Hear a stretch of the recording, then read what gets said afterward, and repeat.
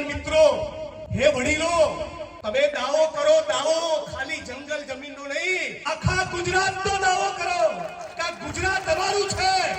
ખાલી કહેવા પૂરતો નારો ના લગાવો. શું કહીએ છીએ આપણે નારામાં? ભારત દેશ હમારા હૈ. શું તો આખો નારો જય જોહાર કા નારા હૈ. ભારત દેશ અમારા તમારો જ છે, આપણો જ છે. આનો આખો દાવો કરો. શું કર્યું? આ તો ધીમે ધીમે આદિવાસીને પેલા વનવાસી બનાયા અને પૂરા કરી નાખ્યા. પછી ભાજપ અંદર ઘુસેડી દીધું. જંગલ જમીનનો કાયદો લાવ્યું કોણ?